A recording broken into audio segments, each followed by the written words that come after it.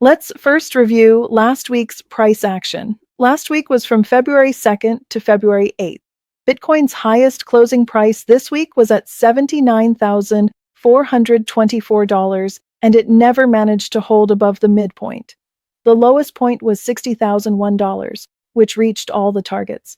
Ethereum's highest closing price this week was $2,476. Same as Bitcoin, it also failed to hold the midpoint.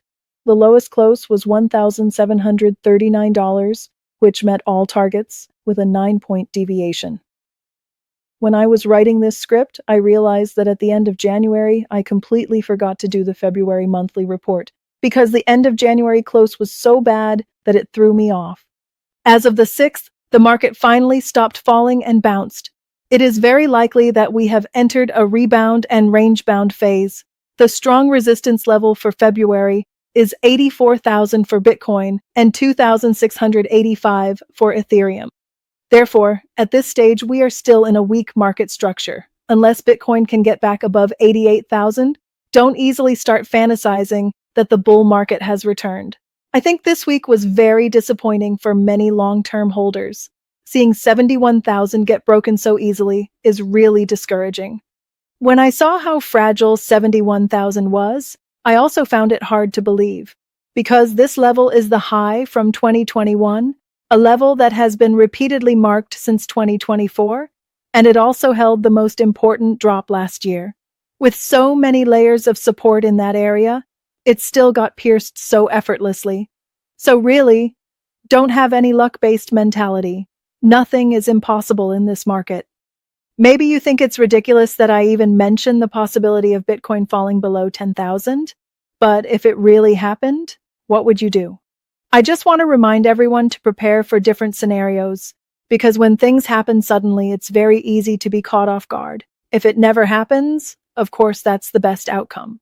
You can see this as Bitcoin's volatility and opportunity, or you can see it as a kind of scam because the drop looks so extreme.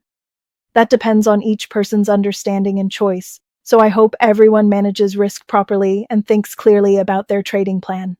Personally, through this drop, on the 5th, I suddenly understood a story that I previously only half understood. I will write that script as soon as possible. It will be a deep topic related to finance, and many people have analyzed this story before. Next, I want to explain why my framework does not need to be redone. Because the framework is just a rough time range, while price is constantly changing and needs to be tracked continuously for safer judgment. For example, I said that from January 13th to February 3rd was a bearish, ranging, or consolidating period. In the worst case, I looked at 71,000, but I could not guarantee that it wouldn't go to 60.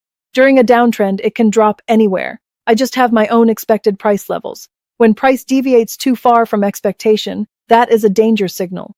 These things have actually been discussed continuously since late November and early December last year, that we needed to be prepared. And for safer analysis, the price that must not be broken has always been emphasized as 88,000.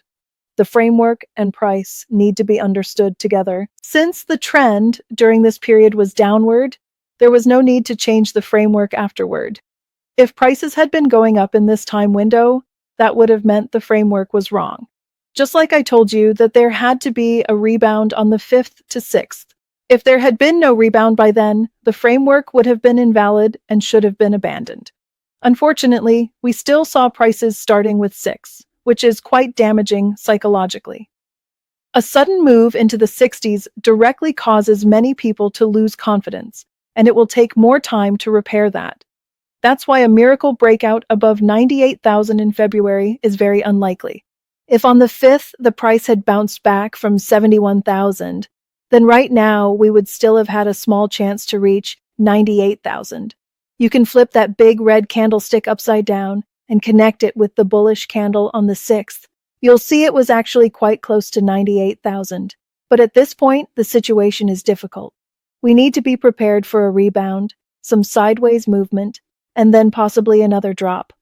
For now, around 60,000 is basically a temporary local bottom. If it breaks, the next area is roughly between 52,000 and 55,000.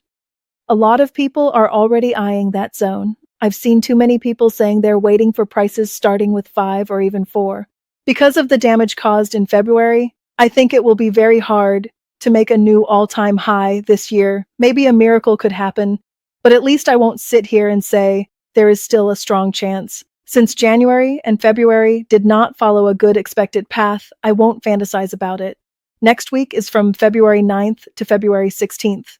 I won't read out the exact levels. You can screenshot and save them. Bitcoin needs to hold above $69,600 to have a chance to move toward the upside targets. Ethereum needs to hold above $2,100. If price cannot hold the midpoint, you must be very clear that the upside targets become impossible. Alright, that's it for today. Weekly forecasts should never be viewed alone. They must be combined with daily and monthly charts. The daily charts fill in what the weekly might miss. I wish you all the best. May you buy at the bottom and sell at the top. Don't forget to like, share, and subscribe to my channel if you found this helpful. Send this to your friends too. Thanks for watching, and I'll see you in the next one.